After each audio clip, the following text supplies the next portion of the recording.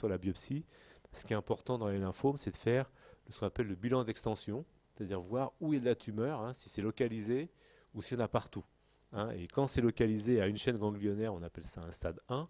Et quand c'est localisé à deux chaînes ganglionnaires, mais du même côté du diaphragme, c'est un stade 2.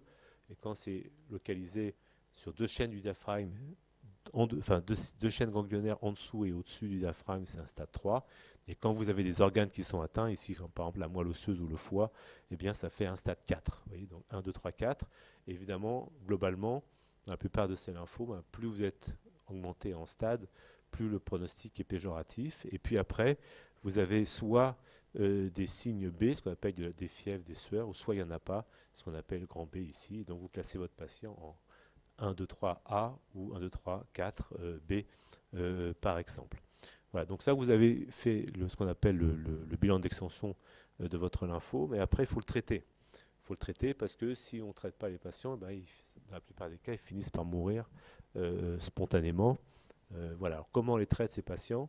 Il y a trois types de traitements. Maintenant, il y en a des nouveaux qui sont apparus, et je crois que vous en avez déjà parlé un peu en cours. Il y a soit la chimiothérapie classique, conventionnelle, qui était en gros des traitements qui ont pour but de détruire les cellules qui se divisent beaucoup, hein, en espérant que les cellules normales ne vont pas trop souffrir parce qu'elles se divisent moins que les cellules tumorales. En fait, en général, c'est des agents qui vont se mettre dans l'ADN cellulaire, et quand l'ADN se réplique, vous mettez un bloqueur de la réplication de l'ADN, et les cellules qui se répliquent beaucoup vont mourir et les autres ne vont pas mourir. Hein. Et ce qui est tout le problème aujourd'hui, c'est de trouver des chimiothérapies qui détruisent les cellules tumorales sans détruire les cellules normales. Et évidemment, quand les cellules tumorales ont la même sensibilité que les cellules normales à la chimiothérapie, et ben dans ces cas-là, vous ne pouvez pas traiter le patient parce que si on le traite, on va le tuer parce qu'on va détruire ses organes normaux.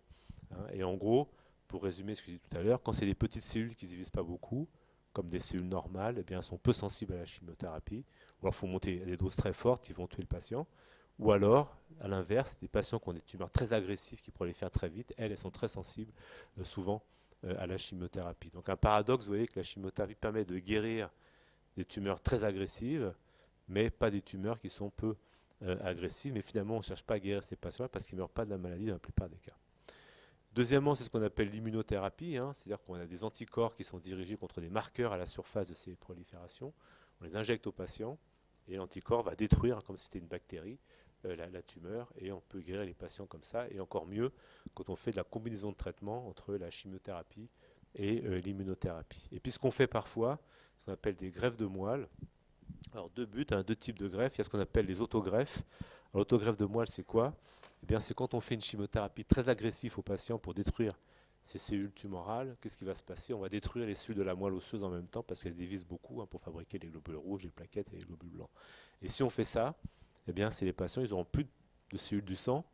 Et quand on n'a pas de cellules du sang, eh bien, on ne vit pas très bien parce que quand on n'a pas de plaquettes, on va saigner, pas de globules blancs, on va s'infecter, et pas de globules rouges, on est anémié. Et donc, qu'est-ce qu'on fait? Ben, des fois, on prend la moelle du patient avant de commencer la chimiothérapie, éventuellement on la purifie, on la garde au congélateur, on fait une chimiothérapie pour nettoyer la tumeur, et encore à la fin, une chimiothérapie encore plus forte pour détruire les cellules qui dormiraient dans un coin. Mais quand on fait ça, on va détruire les cellules de la moelle du patient. Et qu'est-ce qu'on fait à ce moment-là? On prend les cellules qu'on avait prises au départ, on lui retransfuse, elles vont se remettre dans la moelle et refabriquer une hématopoïèse. Et là, le patient il va rester ce qu'on appelle en aplasie, sans rien du tout, pendant une période qui va être courte, hein, de 1 mois, hospitalisé, et après il va ressortir en espérant qu'il soit guéri parce qu'on a éradiqué les dernières cellules tumorales. Donc ça, c'était ce qu'on faisait jusqu'à maintenant, jusqu'à 3-4 ans. C'était bien. Ça guérissait quand même, on va dire, en moyenne entre 50 et 70% des patients qui ont des lymphomes, hein, quand on prend l'ensemble des lymphomes.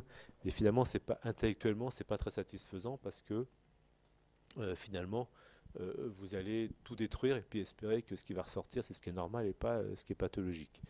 Et maintenant, ce qu'on fait, et ça, c'est pas le but de mon cours d'aujourd'hui, mais grâce au séquençage à haut débit, en fait, on peut séquencer des tumeurs. Avant, pour séquencer un ADN complet d'une tumeur, ça coûtait à peu près 1 million d'euros. Il fallait à peu près 1 an pour pouvoir lire ce qu'il y avait dans le génome de la tumeur et qu'est-ce qu'il y avait comme mutation. Donc c'était impossible à faire, évidemment, au cas par cas, patient par patient. Et surtout dans les tumeurs, comme par exemple les cancers du poumon. En gros, pour faire un cancer du poumon, il faut accumuler à peu près 35 000 à 40 000 mutations. Donc 40 000 mutations pour transformer une cellule normale vers une cellule tumorale, Après, si vous espérez trouver un traitement ciblé sur la mutation dont la cellule est complètement dépendante, et si vous la bloquez, cette mutation, ou changez son phénotype, la tumeur va guérir, c'est assez illusoire de penser que quand il y en a 36 ou 40 000, d'aller bloquer la mutation en question, ou une mutation, ça va tout tuer. Hein, et donc ça, c'est pas possible. Mais ce qu'on sait, c'est que dans les tumeurs hématologiques, contrairement à ce qu'on pensait au départ, il y a très peu de mutations. Souvent, avec 5 ou 6 mutations, ça suffit pour faire une tumeur. Et quand vous avez compris qu'est-ce qu'elle joue dans la cellule tumorale, si vous bloquez une des voies qui est activée de façon anormale, vous pouvez induire la mort de la cellule tumorale. Et aujourd'hui, qu'est-ce qu'on essaye de faire? C'est de trouver des traitements spécifiques, hein, avec une molécule à prendre par la bouche qui va détruire simplement la tumeur et pas le reste. On appelle les traitements ciblés, personnalisés sur les anomalies de la tumeur. Et vous, quand vous allez arriver en médecine, c'est-à-dire dans 5 ou 6 ans, eh bien, vous aurez affaire à ce type de traitement. Il faudra comprendre ce que vous faites. Pas faire comme on faisait avant, je balance la chimiothérapie, puis je vois ce qui se passe. Vous aurez des traitements très spécifiques. Il faudra connaître la biologie, et en particulier la biologie moléculaire et la physiologie des cellules que vous allez traiter. C'est pour ça que la biologie reprend son intérêt, hein, et qu'il ne faut pas l'oublier parce que ce sera une nouvelle...